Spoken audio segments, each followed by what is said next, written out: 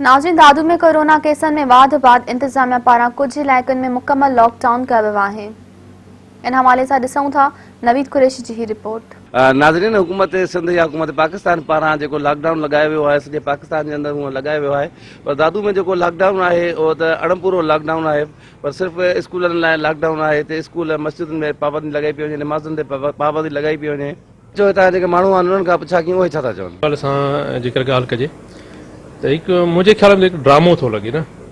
बीमारी कोरोना हूंदी ठीकु आहे, को मसइलो कोन्हे को, उनजो को तरीक़ेकार हूंदो आहे, पर हिते गाॾे वारनि खे या जेके वीचारा ग़रीब सैलून खोले वेठा आहिनि, के मोची आहिनि, के ग़रीब मिसकिन रोज़ी था कनि, उन्हनि खे डिस्टर्ब करणु। बाक़ी जेके सेठियूं वॾा दुकानदार जेके पैसे वारा उहो त पंहिंजो कारोबार कनि पिया, उन्हनि जे लाइ लॉकडाउन कोन्हे को।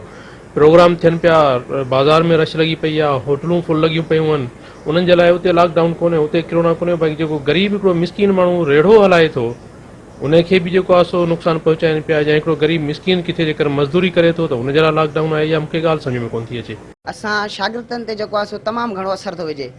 2 महीना लॉकडाउन ख़तमु थियो, जेको आहे सो पढ़ाई बहितरीनु हले पई, वरी विच में जेको आहे सो लॉकडाउन थी वियो आहे। इहो असां ते जेको आहे सो शागिर्दनि ते तमामु घणो इंतिहाई असरु पियो आहे, ऐं हिन दफ़ा जेको आहे सो तमामु वॾो जेको आहे सो असां ते असरु पियो आहे। ऐं जेका तइलीम सुठी अची माना अॻिते अची पहुती, वरी उहा पोइते सफ़ा हली वई आहे, डाउन थी वई आहे। ऐं मां इहो ई चवणु चाहींदुसि त लॉकडाउन खे ख़तमु कयो वञे ऐं असांजी जेका तालीम आहे उहा वधि खां वधि अॻिते हले। जी हाँ, बिल्कुलु ईअं आहे त हिननि जो सिर्फ़ु इहो बहानो आहे। अगरि जे हिनखे कोरोना जे करे लॉकडाउन करिणो हुजे हा त जेके मार्केटूं आहिनि, जेको बि सिलसिलो आहे हिननि खे बंदि करिणो पियो आहे। सिर्फ़ु हिननि खे बहानो इहो आहे त तइलीम असांखे पोइते करणी आहे। छो आख़िरकार इहो छाजे लाइ आहे? छो हिननि खे सिर्फ़ु तइलीम पोइते करणी आहे। ऐं बाज़ारूं खुलियूं पियूं आहिनि, शादी हाल प्रोग्राम, वॾा प्रोग्राम, उते को वॾो MPA प्रोग्राम पियो थो करे त हिते वरी को सदर प्रोग्राम पियो करे।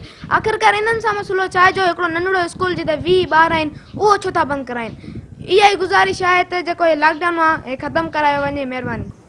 जी बिल्कुलु, ही जेको लॉकडाउन आहे हिन असांखे ॾाढो माना तंग कयो आहे। हिनखे असांखे ख़बर पए त तइलीम असां हासिलु कयूं, ऐं स्कूल वग़ैरह बंदि थी विया आहिनि, इन करे असां चऊं पिया त तइलीम हासिलु थिया। ऐं लॉकडाउन त पोइ त थींदो वञे, लॉकडाउन आहे कोन, ॿियो बहानो आहे। वक़्त में बि लॉकडाउन हुजे हा न, हर शइ बंदि थी वञे, कुझु बि न हुजे हा हिते, सॼो हीअ ख़तमु हुजे हा, इन महिरबानी। हूअं ॾिठो वञे त शहर पूरो खुलियो पियो आहे अंदरूनी तौर, या हूअं बि ॾिठो वञे त शहर टोटली जेके दुकान आहिनि खुलिया पिया आहिनि, शॉपिंग सेंटर खुलिया पिया आहिनि। बसि लॉकडाउन सिर्फ़ु तालीम ते आहे ऐं इबादत ते आहे।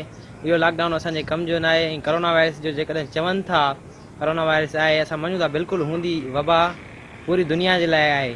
पर लॉकडाउन जो मतिलबु आहे तव्हां लॉकडाउन उहो करायो जेको फ़ाइदेमंद हुजे, उहो लॉकडाउन न जंहिं मां नुक़सानु पहुचे।